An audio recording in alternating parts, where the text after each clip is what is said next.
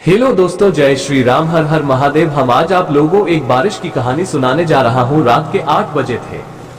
Suresh office में काम कर रहा था। बाहर तूफान के साथ भारी बारिश हो रही थी। सुरेश एक जमीन के प्रोजेक्ट पे काम कर रहा था। काम में व्यस्त होने के कारण उसको वक्त का पता ही नहीं था। जब उसका काम खत्म हुआ तब घड़ी में 9 बज चुके थे। बैटरी कम होने के कारण उसका मोबाइल भी थोड़ी देर में बंद हो गया। जब वो बाहर निकला था तो उसके होश उड़ गए। काली अंधेरी रात थी, सुनसान रास्ता था और आसपास में कोई नहीं था।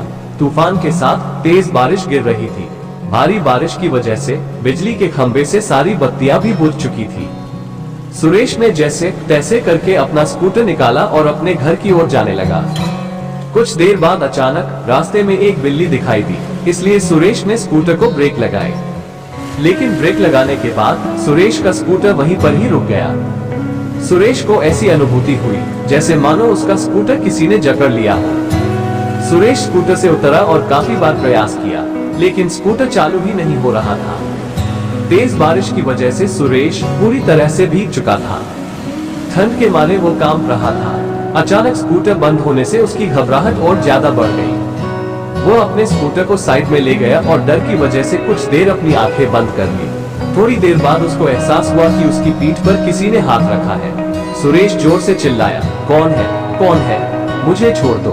उसने पीछे मुड़कर देखा तो कोई नहीं था। उसने सोचा कि शायद उसका वहम होगा। वो बहुत डर गया था। अचानक उसने बत्ती बुझने और जलने की आवाज सुनी और पास में देखा तो उसके स्कूटर की बत्ती जल रही थी और बुझ रही थी। ऐसा कुछ पलों तक चला, फिर बत्ती बुझ गई। सुरेश को कुछ समझ में नहीं आ रहा था कि अब वो क्या करे। वो कुछ हरकत करता उससे पहले ही उसके सामने एक लटकता हुआ सफेद छाता उसको सामने दिखाई पड़ा। सुरेश ने डर के मारे अपनी आंखें बंद कर दी, लेकिन वो अपनी आंखों को ज्यादा देर तक बंद नहीं कर पाया।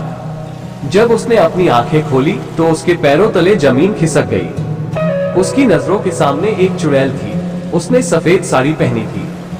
वो डरावनी नजरों से सुरेश को देख रही थी। फिर उस चुड़ैल ने छाता जमीन पर फेंक दिया।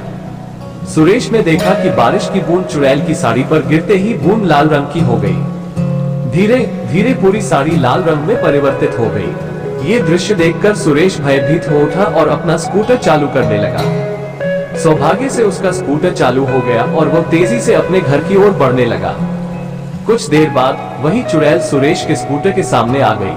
सुरेश स्कूटर को नियंत्रित नहीं कर पाया और स्कूटर एक पेड़ पे जाके टकराया। पेड़ से टकराते ही तुरंत सुरेश की मौत हो गई। अगले दिन सुबह जब कुछ लोगों ने ये देखा तो पुलिस को बुलाया और लाश को सुरेश के घर वालों को दे दिया और पुलिस ने जांच पड़ताल करके ये बताया कि सुरेश की मौत अकस्मात से हुई। वो तेज रफ्तार से स्कूटर चला रहा होगा और नियंत्रण न रहने पर पेड़ से टकराकर उसकी मौत हुई। सुरेश की मौत के कुछ दिन बाद ऐसी ही तेज बारिश हुई जितनी उस रात को हुई थी। सुरेश के 2 खास दोस्त थे, रमेश और परेश। वो दोनों सुरेश के साथ ही काम करते थे। रात के 3 बजे थे। रमेश अपने कमरे में सो रहा था। उसको आसमान से बिजली कड़कड़ाने की आवाज सुनाई दी। रमेश ने अपना ध्यान सोने पे केंद्रित किया। अचानक उसको ऐसी अनुभूति हुई जैसे किसी ने उसको एक थप्पड़ मारा हो। वो नींद से जाग उठा और आसपास देखने लगा, लेकिन आसपास कोई नहीं था। फिर थोड़ी देर बाद कमरे की बत्ती जलने और बुझने लगी।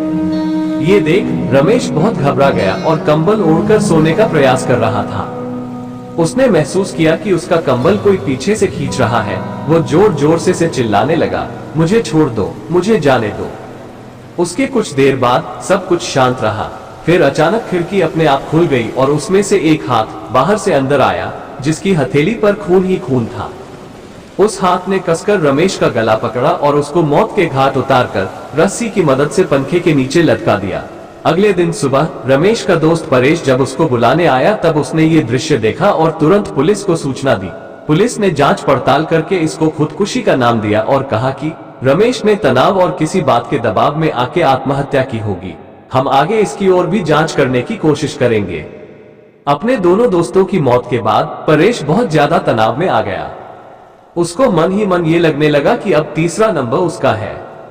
उसने ऑफिस जाना भी बंद कर दिया। कुछ दिनों उसने आपको अकेले में रखा, यहाँ तक कि वह अपने परिवार के लोगों से भी ज्यादा बात नहीं करता था। कुछ दिनों बाद उसको लगा कि अब खतरा टल चुका होगा। तब वह अपनी पत्नी के साथ दूसरे शहर घूमने चला गया। कुछ दिनों तक उसने अपनी पत्नी के साथ दूसरे शहर में सैर की। कुछ दिनों घूमकर दोनों वापस अपने घर आ गए। अब परेश के मन में डर का नामो निशान नहीं था। वो आराम से जीवन व्यतीत करने लगा। दूसरे शहर घूमकर आने के बाद वो रोजाना ऑफिस जाने लगा। एक दिन ऑफिस में ज्यादा काम की वजह से उसको देर तक रुकना पड़ा। उस रात को भी तूफान के साथ भारी बारिश हो रही थी। परेश अपनी कार में बैठकर घर के लिए रवाना हुआ। रास्ते में एक बड़े से खड्डे के साथ उसकी गाड़ी टकराई और कार का एक पहिया खड्डे में गिर गया। परेश कार से नीचे उतरा और बहुत प्रयास किया, लेकिन पहिया खड्डे से नहीं निकला। परेश कोशिश कर रहा था कि एक औरत वहां से गुजरी। उस औरत ने बड़े प्यार से रमेश को कहा, सुनिए, क्या मैं आपकी मदद करूं? रमेश ने कहा, नहीं, मुझसे ही नहीं हो रहा है तो आपसे थोड़ी होगा।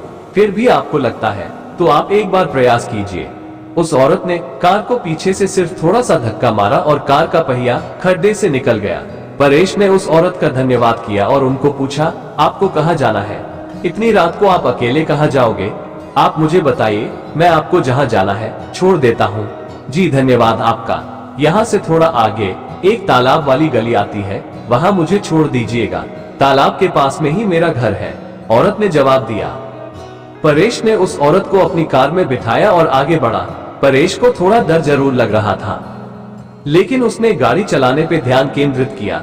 थोड़ी देर बाद पीछे से आवाज आए, बस यहाँ पे रोक दीजिए, मेरा घर पास में ही है। परेश ने कार रोक दी और उनको उतरने को कहा।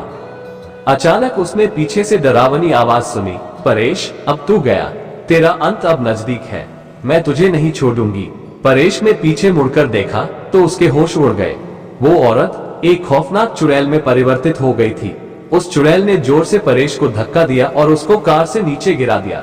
फिर परेश को घसीटकर तालाब की ओर ले जाने लगी। परेश बहुत चीखा और चिल्लाया, लेकिन चुड़ैल ने उसकी एक नहीं सुनी। परेश ने चुड़ैल से कहा, कृपया मुझे छोड़ दो, मुझे जाने दो, मैंने आपका क्या बिगाड़ा है? परेश, तू आज मेरे हाथों से ही मरेगा। तुम्हारे दोनों दोस्तों को तो मैं मौत के घाट उतार चुकी हूँ, अब तुम्हारी बारी है। याद करो बरसात की वो अंधेरी रात, जिस रात को तुम लोगों ने मेरी हत्या करके मुझे तालाब में फेंक दिया था। जिस जमीन ने मुझे और मेरे माँ बाप को रोजी रोटी दिलाई थी, वो जमीन तुम तीनों हड़पना चाहते थे और उस जमीन पे शराब की फैक्ट्री लगाना चाहते थे।